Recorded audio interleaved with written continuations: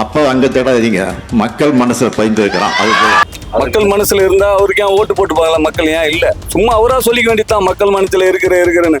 மற்றபடிலாம் அவர் எப்பயும் வர முடியாது இனிமேல். அண்ணாவும் ராஜாஜியும் இருந்து சட்டமன்றத்தில் நாதாரி தலைவர்கள்லாம் இன்றைக்கு முதலமைச்சர். அவர் எப்பவுமே வந்து மோசமாக தான் பேசுவார். அவர் பேசினார்னாலே மோசமாக தான் பேசுவார். அதனால அது நம்ம ஒன்றும் பண்ண முடியாது. அதுதான் சொல்கிறேன், இவங்களாம் மாறிடக்கூடாது. இவங்களாம் மாறிட்டாங்கன்னா டிவிக்கு தான் ஆபத்து. இவங்க இப்படியே இருக்கணும், அபாசமாக பேசணும். சில பேர் பேசுறோம் கண்டதை பேசுவான், அதை வந்து பெருசு பண்ணிக்கூடாது. இவர் எப்படி அமுதியா போறாரா அவர்கிட்ட இருந்து கத்துக்கணும். அந்த முதலமைச்சர் பயங்கர அமுதி, அந்த அமுதி அவர்கிட்ட இருந்து நானும் கத்துக்கிறேன். அதுதான் கடைபிடிச்சாலே போதும், நம்ம எங்கேயோ போயிடலாம். எதையும் ஆதாரத்தோடு எதையும் பேசணும். இப்பவும் சொல்றேன், மக்கள் பணத்திலிருந்து ஒரு பைசா கூட தொடமாட்டோம், தொடவும் விடமாட்டோம், தொட்டா விடமாட்டோம். இதுக்கு முன்னாடி தொட்டவங்களையும் விடமாட்டோம். அது அவங்களுக்குள்ள, அது குடும்பத்துல இருக்கிற விஷயத்த வந்து சட்டமன்றத்துல பேசக்கூடாது, அரசியல் படுத்தக்கூடாது, அது அரசியல் படுத்தக்கூடாது. அது அவங்களுக்குள்ள நாளைக்கு அவங்க ஒன்னாயிட்டாங்கன்னா இவர் சொல்லுவார் அந்த சொல்லு. எம்ஜிஆருக்கும் அந்த மாதிரி இழப்பு தான் வந்தது, எல்லாருக்குமே அது இழப்பு தான் வந்தது. சரியா, கமராத சுட்டும் போதுவே எம்ஜிஆர் அப்படி ஜெயிச்சு வந்தாரு. சரியா, ஒரு கட்சின்னு வந்துட்டா எல்லாருக்குமே ஒரு அப்பவும் ஸ்டாலினுக்கு நம்ம ஓட்டு போட்டோம்ல. இந்த வாட்டி புதுசா ஒருத்தர் வரணும்னு நாங்க போட்டோம், அவ்வளவுதான். அது வந்து 2-3 வருஷமா நாங்க அது ஏழுமலை இருந்தோம். வேற ஆளை மாத்தணும்னு விஜய் வந்தது. அமைதியாதான் இருந்தாரு விஜய். ஆனா அவரை ரொம்ப ட்ரிகர் பண்ணது, அவன் பொண்டாட்டி வரைக்கும் எடுத்துட்டாங்களே, அது தப்பு தானே. அது அவரை கேட்டதுனால தானே அந்த வார்த்தையை அவரு சொன்னாரு.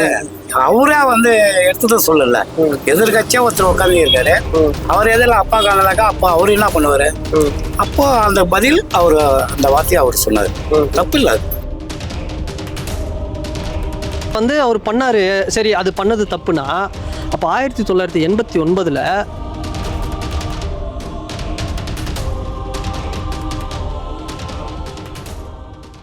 இந்த மாதிரி ஆராசா வந்து நாதாரி எல்லாம் முதல்வராக உட்காந்துட்டு இருக்காங்கன்னு சொல்லி இப்போ நேற்று பேசியிருக்காப்புல. அவருக்கு என்ன நீங்க சொல்ல?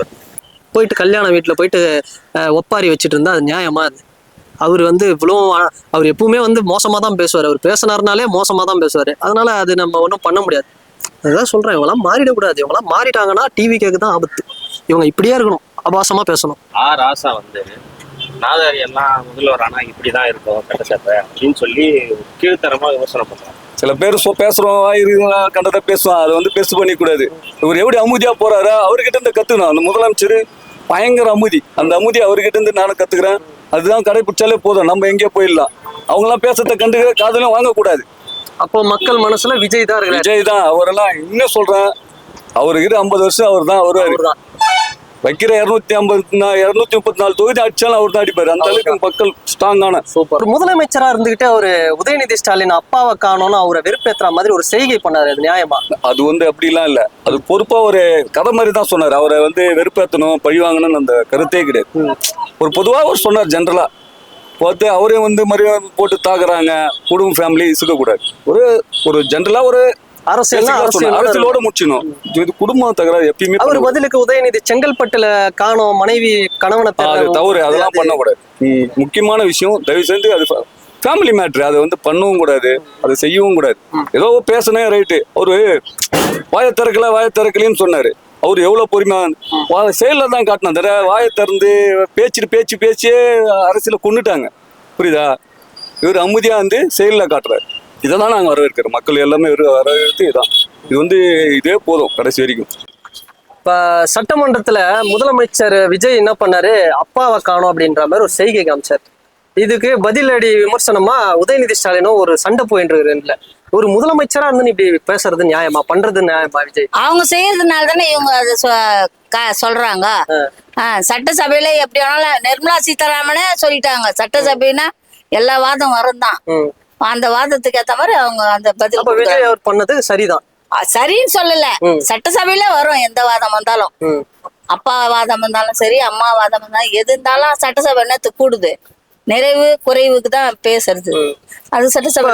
உதயநிதி ஸ்டாலின் என்ன பண்ணிருக்காரு, அப்பாவை காணோம்னு விஜய் சொன்ன உடனே பதிலுக்கு ஒரு விஷயம் பண்ணாரு. என்ன சொன்னாரு? செங்கல்பட்டு நீதிமன்றத்துல இந்த மாதிரி கணவனை தேடும் மனைவி யாருன்னு தமிழ்நாடே தேடுறாங்க. அது அவங்களுக்குள்ள அது குடும்பத்துல இருக்க விஷயத்த வந்து சட்டமன்றத்துல பேசக்கூடாது, அரசியல் படுத்தக்கூடாது, அது அரசியல் படுத்தக்கூடாது. அது அவங்களுக்குள்ள நாளைக்கு அவங்க ஒண்ணாயிட்டாங்கன்னா இவர் சொல்லுவார் அந்த சொல்லு, அந்த பேச்சு வருமா? அப்ப எதிர்கட்சி தலைவரா உதயநிதி ஸ்டாலின் சொன்னது அது சரி ஏதாவது ஒரு வாதம் சரின்றதுல சட்டமன்றத்துல இதா இருந்தாலும் பேசுவாங்க, நிறைவே குறைவே செய்யறதுக்கு சட்டமன்றம். ஆனா அவர் சொல்றது வந்து குடும்ப விஷயத்த வந்து அவர் வந்து சட்டசபையில வந்து எடுக்கக்கூடாது. அது சரிங்களா? அதுதான் தப்பு. சொல்லுங்க. விஜய் ஆட்சி வந்துன்னா நல்ல ஒரு பிள்ளைங்களுக்கு எல்லாம் பெண்களுக்கு எல்லாம் நல்லா பாதுகாப்பு இன்னும் கொடுக்கணும், இன்னும் நிறைய கொடுக்கணும், ஒரு எடுத்துக்காட்டா இருக்கணும் அவருடைய ஆட்சி. இந்த மாதிரி ஆட்சி இப்ப எம்ஜிஆர் எல்லாம் பண்ணாரு, இன்னும் வரலாறு சொல்லுது. அது மாதிரி அவர் ஆட்சியும் வரலாறு சொல்லணும். அவரு நடிகரோ ஒரு முதலமைச்சரா வந்ததுனாலே இல்ல, ஒரு சட்டசபைக்கு வந்துட்டாரு, ஒரு முதலமைச்சர் ஆயிட்டாருன்னா நல்ல ஒரு செயல்பாடு பண்ணணும். அப்பதான் எல்லா ஜனங்களும் லைக் பண்ணுவாங்க, யாரா இருந்தாலும் விரும்புவாங்க. சரி இவர் பரவாயில்ல, பொம்பளை பசங்களை பயம் இல்லாத இப்ப நானே எங்க பேத்தி அனுப்புறதுக்கு ஸ்கூலுக்கு பயப்படுறேன், வீட்டுல விட்டுட்டு வர்றதுக்கு பயப்படுறேன். அதெல்லாம் இருக்கக்கூடாது, அதெல்லாம் நிராகரிக்கணும் எல்லாத்தையும். அப்படி பண்ணதுல என்ன தப்புன்னு நான் கேக்குறேன். இல்லை இருந்தாலும் அது வந்து கிண்டல் பண்ற மாதிரி தானே இருந்துச்சு. அப்ப நீங்க பண்றது எவ்வளோ கேவலமாக பேசுறீங்க. த்ரிஷா மேடம் வச்சு அசிங்கமாலாம் இது பண்ணுறீங்க. ஒரு பர்த்டே கூட அவரை நிம்மதியாக கொண்டாட மாட்டீங்க. இதெல்லாம் உங்களுக்கு கேவலமாக தெரில. அப்போ இது மட்டும் தான் கேவலமாக. அது இப்போ ஒரு சைகை காமிச்சாருன்னா நீங்கள் என்ன பண்ணுங்க? உண்மையான நீங்கள் ஒரு பொலிட்டிஷியனாக இருந்தால் நீங்கள் ஒரு விஷயம் பண்ணோம். இந்த மாதிரி சைகை காட்டுறாருங்க நீ பார்த்துக்கலாம்ப்பா, 2029 உன்னை வந்து நான் 40 தொகுதியிலே வந்து தமிழ்நாட்டில் அடிச்சு நான் காலி பண்ணுறேன் அப்படின்னு ஒரு வார்த்தை சொல்லிட்டு போகலாம். அதை விட்டுட்டு ஏதோ குழந்தை பசங்க வந்து ஸ்கூலில் போய் கம்ப்ளைண்ட் பண்ணுவாங்க பாரு, எங்களை எப்படி பண்ணிட்டாங்க, அந்த மாதிரி போய் பண்ணிட்டு இருக்கிறாரு. இது ஒரு நல்ல அரசியல்வாதிக்கு வந்து அழகு இல்லை. மோசமானவர், தனி மனித ஒழுக்கம் இல்லாதவர், இப்படி பேசுறது நியாயமா? அந்த மாதிரி ஒரு சீப்பஸ்ட் வேலை, சீப்பஸ்ட் அரசியலை தான் வந்து உதயநிதி ஸ்டாலின் என்ன பண்ணுறாரு. இது ரொம்ப தப்பான ஒரு போக்கு, ரொம்ப தப்பு. இது விஜய் அவர்கள் வந்து ஒரு செய்கை ஒன்று செஞ்சு காமிச்சார், அது தப்பு தானே? எப்படிங்க தப்பாகும்? எப்படி தப்பு? சட்டமன்றத்தில் வந்து அவர் பண்ணார், சரி அது பண்ணது தப்புனா அப்போ 1989 அந்த காலகட்டங்கள், அந்த 1989 சட்டமன்றத்தில் ஜெயலலிதா அம்மாவுடைய அந்த சாரியை பிடிச்சி உருவினது, அவங்களுடைய முடியை பிடிச்சி இழுத்தது, அவங்கள அத்தனை ஆண்கள் வந்து சேர்ந்து திமுக காரங்க எல்லாம் வந்து சேர்ந்து அவங்கள அவ்வளோ கேவலப்படுத்தினது, இது நியாயமா? இது மட்டும் உங்களுக்கு சரியா? நீங்கள்லாம் வந்து நாகரிகமான அரசியல் பற்றியும் வந்து எங்களுக்கு கிளாஸ் எடுக்கிறீங்க டிவிக்கு எப்படின்னு இருக்கிறது. அதாவது நீங்கள் எந்த கேள்வி கேட்கறதுக்கும் தகுதி கிடையாது. நீங்கள் எதை கேட்டாலும் அதில் நீங்கள் தான் ஃபஸ்ட்டில் இருக்கிறீங்க. ஒரு இல்லீகலான ஒரு சில சில விஷயங்கள் பிளாக் மார்க்லலாம் பார்த்தீங்கன்னா அதிலே டாப்பில் இருக்கிறது திமுக தான். அதனால் நீங்கள் வந்து எங்களை கேள்வி கேட்க நியாயமே கிடையாது. நீங்கள் அவராவது லைட்டாக அப்படி தான் பண்ணார். ஸோ இப்படி லைட்டாக ஒரு சைகை வந்து இப்படி காமிச்சார். நீங்கள் சட்டமன்றத்தில் என்னென்ன பண்ணீங்கன்றது வரலாறு இருக்குது, அதெல்லாம் எடுத்து பாருங்கள். என்ன அதுக்கப்புறம் 91 அம்மா வந்து வின் பண்ணாங்க. அதுக்கப்புறம் தான் சட்டமன்றத்தில் அந்த அம்மா வந்தாங்க. நீங்கள் பண்ண வேலையில் அந்த அம்மா சட்டமன்றத்திலே வரல.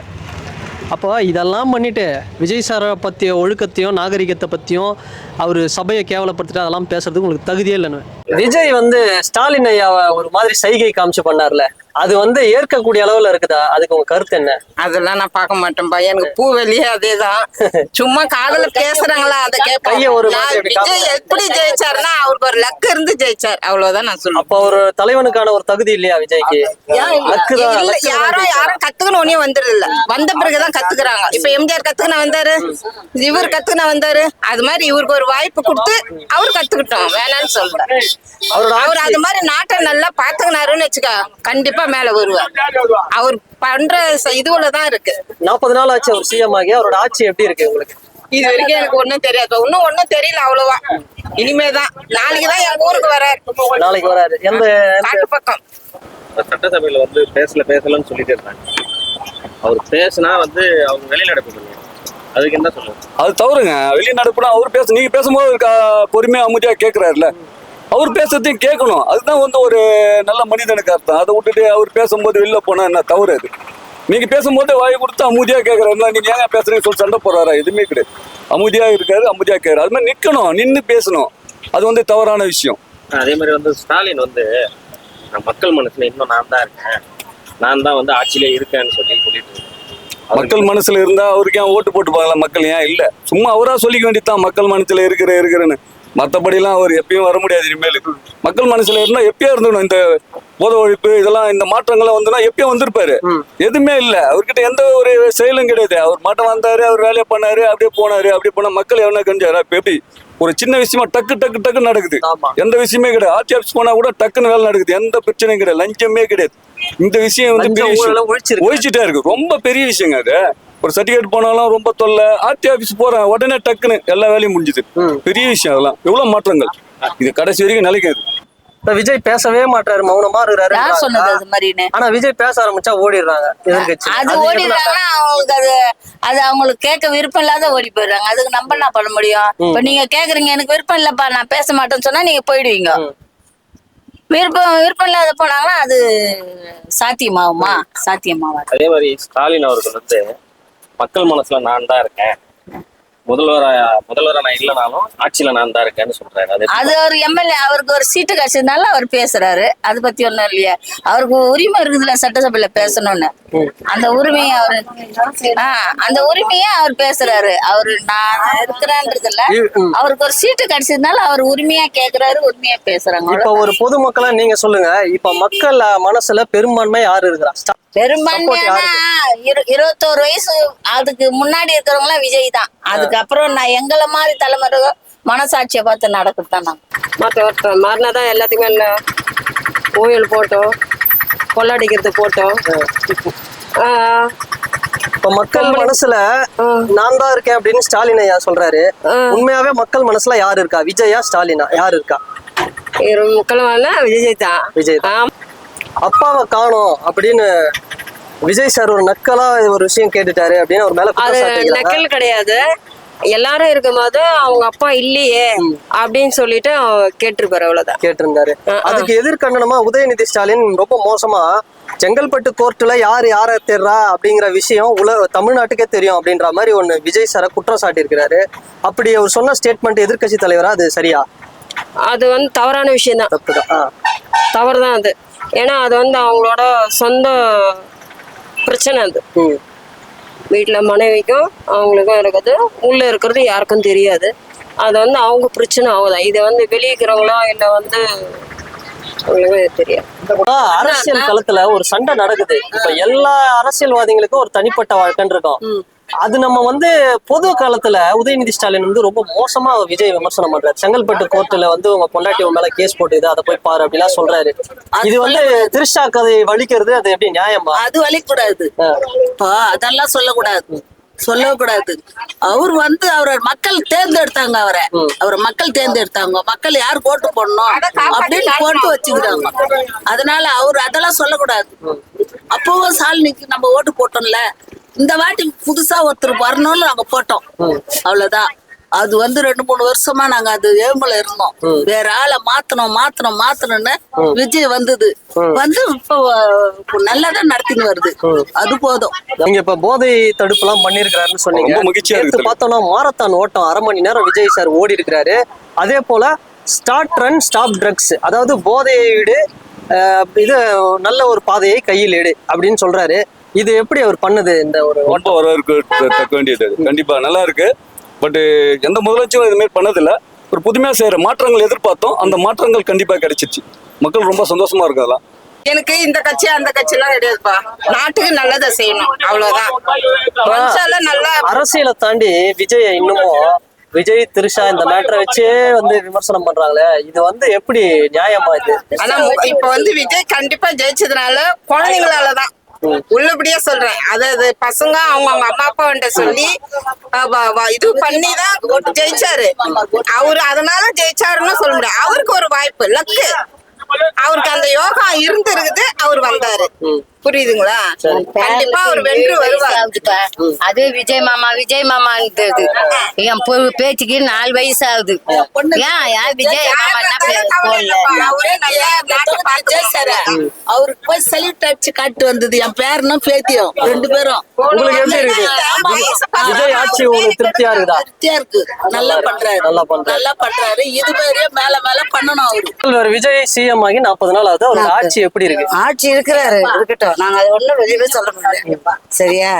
எங்க நிறைய பேர் 12 பேர் இருக்கிறாங்க, எங்களுக்கெல்லாம் பேசுறாரு. இப்ப விஜய் வந்தாருன்னா என் புள்ள மாதிரி இல்ல என் பேர மாதிரி.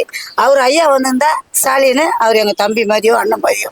சரியா, யாரு வந்தாலும் வாழ்க்கை நல்லா ஆட்சி செஞ்சா எங்களுக்கு அது போதும்.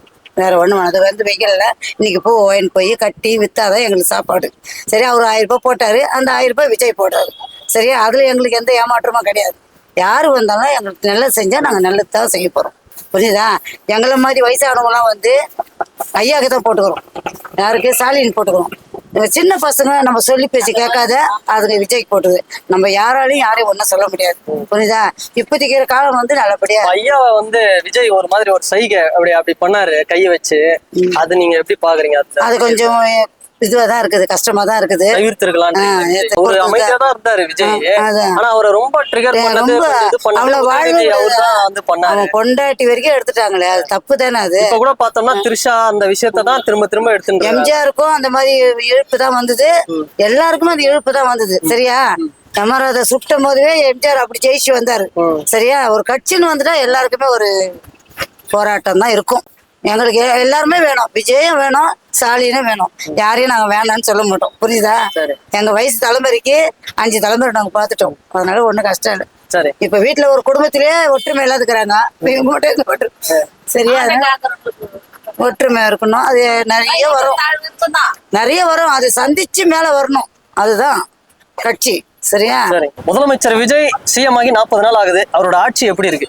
ரொம்ப அற்புதமா இருக்குது. எங்க ஏரியால வந்து நிறைய பேர் பசங்க, சின்ன பசங்க கஞ்சி ஆட்சின்னு குடிச்சிட்டு ஒரே அமுக்கலம் பண்ணின்னு பாருங்க. இப்போ வந்து அந்த ஒரு வந்து வந்த பிறகு மாற்றங்கள் என்னன்னா, நல்ல ஒரு விஷயம் என்னன்னா, அந்த பையன் வந்து வேலைக்கே போக மாட்டான், சுத்தின்னு அர்த்தாச்சின்னு ஒரே அமுக்கலம் பண்ணி நிற்பான். சும்மா அப்பப்ப சீன் போட்டுன்னு அப்படின்னுவான். இன்னைக்கு பெயிண்ட் அடிக்கிற வேலைக்கு போயிடான். எவ்வளவு பெரிய மாற்றங்கள். வேலைக்கு போவா சுத்தி நிற்பான், பெயிண்ட் அடிக்க போயிருக்கேன். என்ன நாள் பார்த்தா ஏன்னா வணக்கண்ணா அப்படின்ட்டான், பெயிண்ட் அடிச்சுன்னு. நல்ல மாற்றம். இந்த மாற்றம் வந்து எப்பயோ வந்தா நாடு நல்லா இருந்திருக்கும், நம்ம நல்லா இருந்திருப்போம். எவ்வளோ சின்ன பசங்க ஒரே அராஜகம் பண்ணி சண்டை போட்டுன்னு அமுக்கலம் பண்ணின்னு இந்த ஒரு மாற்றத்தை ரொம்ப வரவேற்கிறேன். ஏன்னா எனக்கு வந்து சும்மா இருக்கலாம், ஏன்னா சண்டை போடுவாங்க குடிச்சிட்டு வந்து. அந்த பையன் வந்து இந்த சுண்ணாம்பு அடிக்கிற வேலைக்கு போகும்போது எவ்வளோ சந்தோஷமா இருக்கு தெரியுமா? இந்த மாற்றத்தை ரொம்ப வரவேற்கிறேன். ஆட்சி சூப்பரா அற்புதமா இருக்குது. இது கடைசி வரைக்கும் இது நீடிக்கணும். இன்னும் 20 வருஷம்னால 50 வருஷம்னால விஜய் தான் முதலமைச்சர். இப்ப 2500 ரூபா கொடுக்கல அப்படின்னு சொன்னீங்க. திமுக ஆட்சியில் வந்து 3 வருஷம் கழிச்சு தான் வந்து அந்த மகளிர் விருதுகள் 1000 ரூபாய் கொடுத்தாங்க. இப்போ விஜய் மட்டும் எப்படி 2500 ரூபா வந்தோடனே கொடுக்கணும்னு சொல்லி அதுதான் 6 மாசம் டைம் கேட்டாருங்க. ஆனா அதை பத்தி பேசவே இல்லையா அவரு, அதை பத்தி பேசவே இல்லை. இவராச்சும் சொன்னாரு, கொஞ்சம் லேட் ஆகலாம் பண்ணாங்க. இப்போ நீங்க வந்து 40 நாள்லயே அதை பண்ணுங்கன்னு சொல்லி கேக்குறீங்க. 40 நாளே பண்ணுங்க, அது கேட்கல. அதாவது மக்கள் வந்து நீயா வார்த்தை விட்ட ரைட்டு இருங்க. அதாவது அவர் 3 வருஷம் கழிச்சு தானே அதை கொடுத்தாரு. நீ எடுத்துதான் நான் முதல் கையெழுத்த அதான் போடுவேன், யூனிட் போடுவேன். சொல்லல 2500 மகளிருக்கான உரிமை கொடுப்போம்னு தான் சொல்றாரு. முதல் கையெழுத்துலாம் எதையும் சொல்லல. இதான் ஸ்டார்டிங். 40 நாள் தான் ஆகுது. இன்னும் என்ன பண்றாரு பாப்போம். இன்னும் 3-5 வருஷம் இருக்கு இல்லையா, பாப்போம்.